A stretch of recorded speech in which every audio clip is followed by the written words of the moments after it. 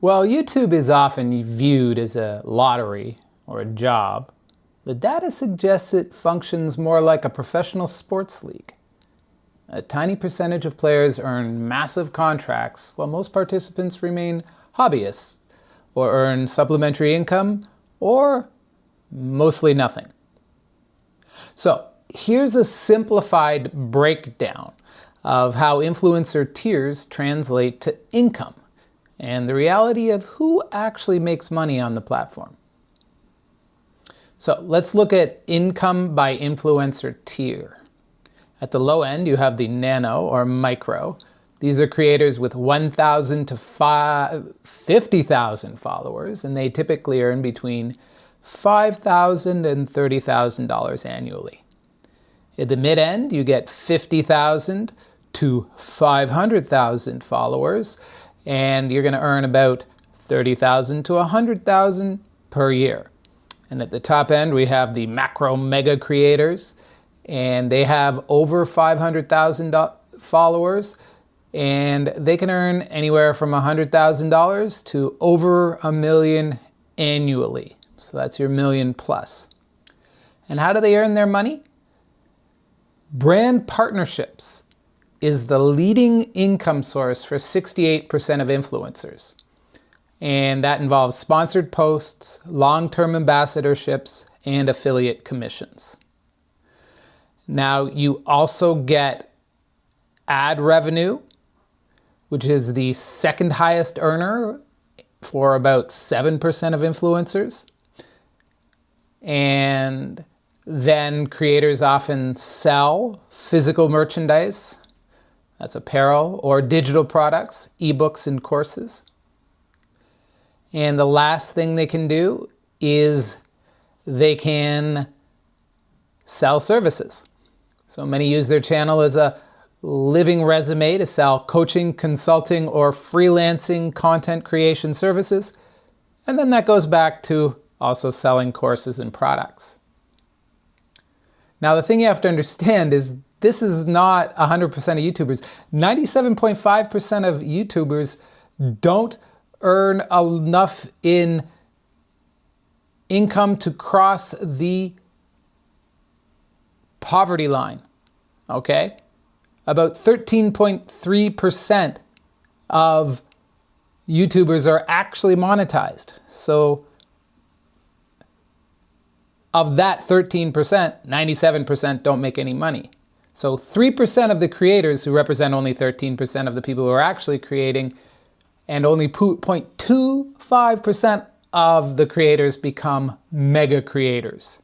So what does that leave us with? The vast majority of people who do earn money, so people who are monetized, 97% of the people are earning between $0 and $50,000 per year. So that means if you do get monetized, odds are 97% chance you still need another job.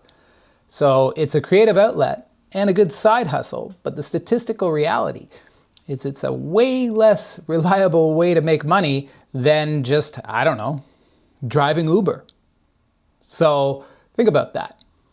If you were gonna drive Uber or become a YouTube creator, what's the big difference? Well, the biggest difference is the immediacy and the certainty of the payout. Okay, so Uber, more or less a guaranteed gig, and you have a direct exchange of your time for your money.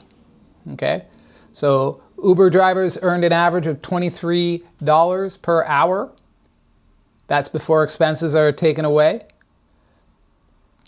But you can reasonably expect to earn $15 an hour after expenses in many markets. Whereas YouTube doesn't give you any certainty. It really is more like a lottery than a job. And even when you think of it as a lottery, there is skill involved, I guess, and a little bit of luck. It's a little bit more like pro sports, as I mentioned before. So most people who play sports never earn a penny from it. YouTube is the same. And also, no guarantee to the payout, which comes back to the point I was exploring before. So there are expenses in driving Uber, but the money is guaranteed. There are expenses in running a YouTube channel, but the money is not guaranteed. So why is it that people are willing to put so much time and effort into YouTube, myself included? Well, because you have a chance to win big. It's the lottery money. That's what you want. So we're all hoping to become the next Mr. Beast. But that may not happen. Actually, let's strike that. That will not happen for the vast, vast majority of it. The vast, vast majority of the material on the internet will be seen by less than 10 people. So as I mentioned before, YouTube seems to get its creators to mostly work for free by exploiting the variable rewards framework. And that's a behavioral design framework used by major tech platforms to manufacture desire and form habits. For a creator, the exploit isn't just about watching videos, it's about a cycle that gets you to invest your time, labor, and creativity for rewards that are never guaranteed. Basically, I'm saying this is a casino.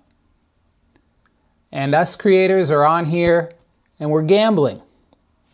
But we're not gambling our money, we're gambling our time. And that's actually more valuable if you think about it, because you can always make more money, but you can't make more time. So I'm not saying it's bad that we've been hooked into this casino. I'm just saying it's important to know what game you're playing. So thanks for making it to the end of my video. Please be sure to like and subscribe. Peace.